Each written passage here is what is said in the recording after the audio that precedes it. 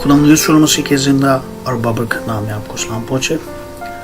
पादरी तस्नीम लोगो study TV की जानिब से आपकी खिदमत में हाजिर है एक नए सब्जेक्ट के साथ, और ये मुमकिन हुआ आपकी दुआओं के तुफैल, आपकी पुरजोर दरख्वास्तों की वजह से और आपके कमेंट्स, आपके फ़ोन कॉल्स ने ये मेरे लिए मुमकिन कर दिया कि मैं अपनी मसरूफियात में से टाइम निकालूं और खुदा के कलाम को आपके साथ लेकर हाजिर हूँ।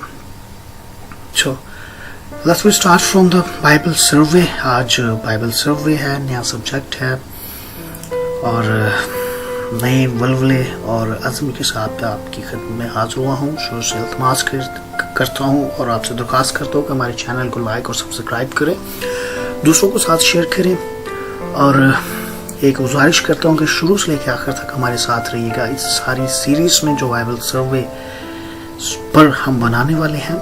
इसमें पहले हम ओल्ड टेस्टामेंट को डिस्कस करेंगे और लेटर ऑन हम न्यू टेस्टामेंट को हम जो हैं वो डिस्कस करेंगे। सो ओल्ड टेस्टामेंट से स्टार्ट करते हैं। टुडे वी आर गोइंग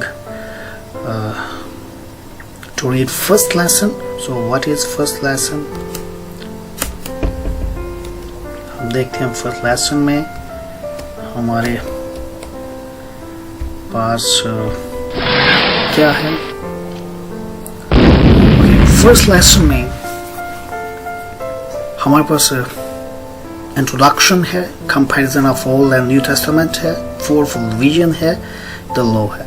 ये 4 पॉइंट्स हैं जिन पे हम आज अपने लेसन में बात करने वाले हैं। ओके, जल्दी से स्टार्ट करते हैं without wasting time. So number 1 is Bible मुकद्दस की सर्वे का तारुफ। बाइबल मुकद्दस को स्टडी करने के मुख्तलिफ असालीब हैं, मुख्तलिफ तरीके हैं, मुख्तलिफ अप्रोचेस हैं जो लोग इस्तेमाल करते हैं, जो उलमा इकराम, जो स्कॉलर्स इस्तेमाल करते हैं, ताकि बाइबल मुकद्दस का जो मुताला है वो ऑर्गेनाइज्ड भी हो और इफेक्टिव भी हो और कॉम्प्रिहेंसिव भी हो। सो वो 4 असालीब जो हैं वो आपकी खिदमत में पेश करता हूँ ताकि आप उनसे वाकिफ हो सके। So number 1 is synthetic approach, number 2 is analytical approach, and number 3 is topical and doctrinal approach, and number 4 is typical approach. So basically ये 4 वो approaches हैं। आप पढ़ सकते हैं, इसमें इनका उर्दू तर्जमा भी दिया गया कि उर्दू में हम इन्हें क्या कह सकते हैं। सो number 1 is synthetic approach. What is synthetic approach? Synthetic approach में हम चीज़ों को सरसरी निगाह से देखते हैं, एक बर्ड आई व्यू लेते हैं चीज़ों का, अशिया का, ताकि हम उनके बारे में एक आम सी मालूमात इकट्ठी कर सकें, आम सा इल्म। लेकिन ये आम इल्म बाद-ए-अज़ा हमारे वसी इल्म के लिए बुनियाद फराहम करता है। So in the Bible survey we are going to use synthetic approach. इसी अप्रोच का हम अपने बाइबल सर्वे में भी इस्तेमाल करेंगे। सो ये हमारा तरीका है मुताला होगा। Number 2 is analytical approach.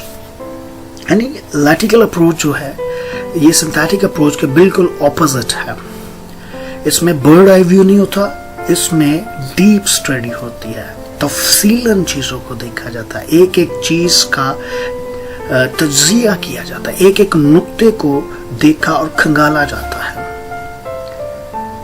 इसलिए ये हमें एक एक आयत और एक एक नुक्ते पर टाइम स्पेंड करने के लिए मुतहर्रिक करता है।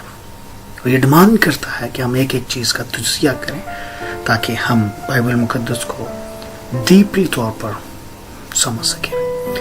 टॉपिकल और डॉक्ट्रिनल जो अप्रोच है, इसमें बाइबल मुकद्दस के जो डाइवर्स टॉपिक हैं और तालीमात हैं उनसे मुतल्लिक इसमें बहस की जाती है, उन्हें ज़ेर बहस लाया जाता है, उनका मुताला किया जाता है। और इसी तरह से टिपिकल अप्रोच में बाइबल मुकद्दस के अंदर पाए जाने वाली तशबीहात, तस्वीर और अकास जो हैं ان کو ہم جاننے کی کوشش کرتے ہیں, ان کے معنی دریافت کرنے کی کوشش کرتے ہیں, اور ان کی تکمیل کو دیکھتے ہیں کہ وہ کس وقت ہوئی, کب ہوگی اور کب ہونے والی ہیں. So it is also very important and difficult approach of study. So ہم آگے چلتے ہیں. ہمارے نیکسٹ پوائنٹ میں ہے comparison of Old and New Testament. علماء کرام مطالعاتی نقطہ نظر سے بائبل مقدس کو 8 حصوں میں بانٹتے ہیں, اور ان 8 حصوں کا ایک ہی کامن جو موضوع ہے وہ ہے یسوع المسیح میں زندہ امید. ہر حصے کا یہی ایک کامن سبجیکٹ ہے, اور ان کا فوکل پوائنٹ یسوع المسیح کی پیدائش, یسوع المسیح کی خدمت, یسوع المسیح کی تعلیمات, یسوع المسیح کی تصلیب, یسوع المسیح کا صعود فرمانا, اور یسوع المسیح کا آمد ثانی, اور پھر عدالت اور اس کی 1000 سالہ بادشاہت ہے. تو ان 8 حصوں کا فوکل پوائنٹ ایک ہی پرسنالٹی ہے, اور وہ ہے خداوند یسوع المسیح. یسوع المسیح نے متی 5:17 میں کہا, یہ نہ سمجھو کہ میں تورات یا نبیوں کی کتابوں کو منسوخ کرنے آیا ہوں, منسوخ کرنے نہیں بلکہ پورا کرنے آیا ہوں.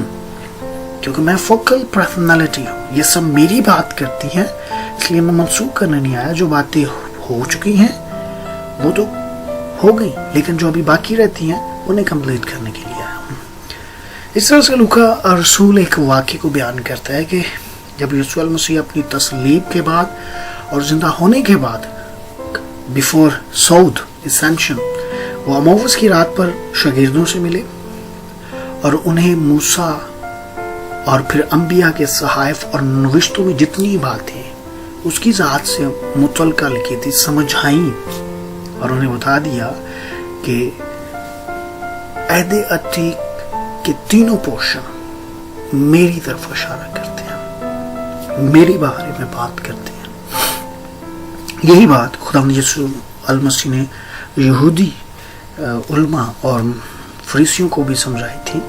اگر ہم اسے وہ دیکھ لیں, یوحنا کی انجیل اور اس کا 5 باب, اس کی 39 اور 40 ورس میں وہاں لکھا ہے, تم کتاب مقدس میں ڈھونڈتے ہو کیونکہ سمجھتے ہو کہ اس میں ہمیشہ کی زندگی تمہیں ملتی ہے, اور یہ وہ ہے جو میری گواہی دیتی ہے. پھر بھی تم زندگی پانے کے لیے میرے پاس نہیں آنا چاہتے.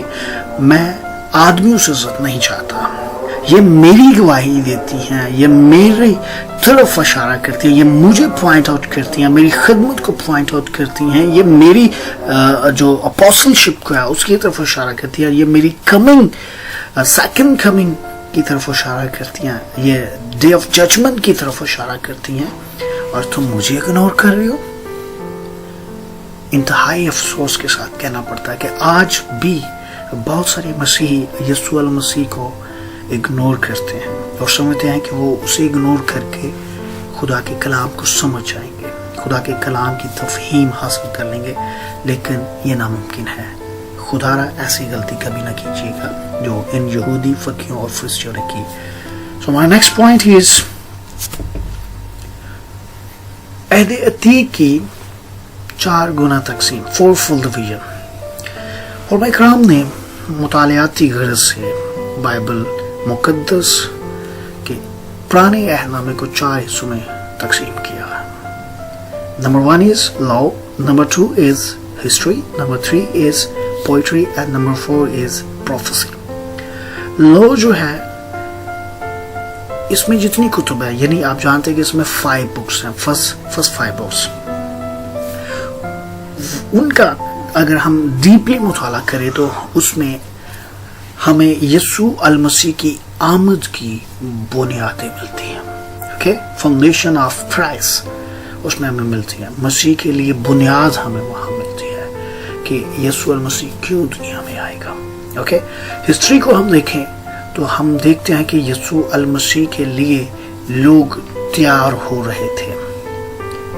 اوکے, اور اگر ہم नज़्म ईसा को देखें तो लोगों के अंदर ये ख्वाहिश उमड़ रही थी और बड़ी शिद्दत के साथ कि मसीह मुआदा जिसकी बाबत तोरा में और दीगर सहाइफ में जिक्र किया है वो अब आए.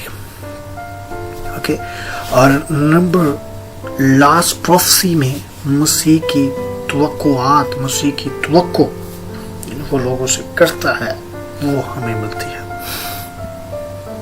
अगर हम अहद के 4 हिस्सों के थीम को देखें तो ये 4 थीम हमें मिलते हैं और इन 4 थीम के अंदर यीशु अल मसीह को 4 करैक्टर के साथ दिखाया जाता है.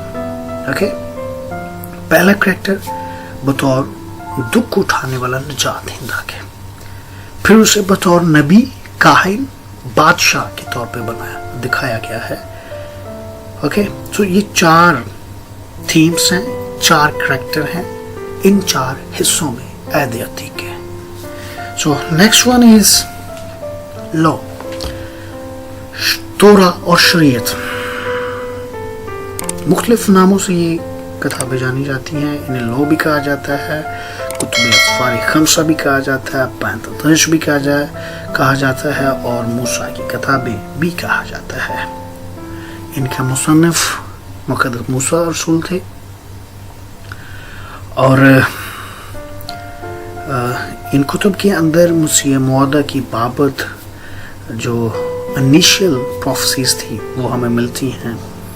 और फिर इस कौम, इन कुतुब के अंदर बनी इसराइल कौम की जो है सिलेक्शन और जो है वो हमें मिलती है. उनके लिए खुदा की बरकत का जो इंतज़ाम था उसके बारे में हमें बहुत सारी मालूमात मिलती हैं. ख़ास बात कि खुदा ने ना सिर्फ शरीयत मूसा को दी बल्कि मूसा से कहा कि ये शरीयत इन लोगों को यानी कौम बनी इसराइल के सौंप दे. अब ये सिर्फ बनी इसराइल के पास है कि वो शरीयत के, तोरा के वसूल करनेगान में से हैं, रिसीवर्स में हैं. और रिसीवर्स में होते हुए अब उनकी ये जिम्मेदारी है कि वो उसकी मुहाफ़ज़त करें. मुहाफ़ज़त उनकी प्रैक्टिकल लाइफ के अंदर आनी चाहिए, नजर आनी चाहिए कि वो खुदा के कलाम पर अमल करने वाले हों ताकि वो दूसरों के लिए बरकत का बाइस ठहर सके. और फिर इसी पोर्शन में हमें खुदा की अहद और मसीह की आमद का जरिया बनने के लिए यही कौम नजर आती है. खुदा ने इस कौम के साथ अपना अहद किया और इस कौम को ये सबसे बड़ा शर्फ बख्शा कि मसीह मौत इनमें से पैदा होगा और ख़ास तौर पर यहूदा के कबीला में से पैदा होगा. सो स्टूडेंट्स, अभी यहीं तक हम महदूद रहते हैं. नेक्स्ट लेसन्स में हम इस पे और बात करेंगे. तो मैं आपका शुक्रगुजार हूँ कि आपने इस पूरी वीडियो को देखा है. फिर वही इल्तिमास करता हूँ कि इसे लाइक करें, शेयर करें, सब्सक्राइब करें और अपनी दुआओं में याद रखें. खुदावंद आपको बरकत दे. शुक्रिया.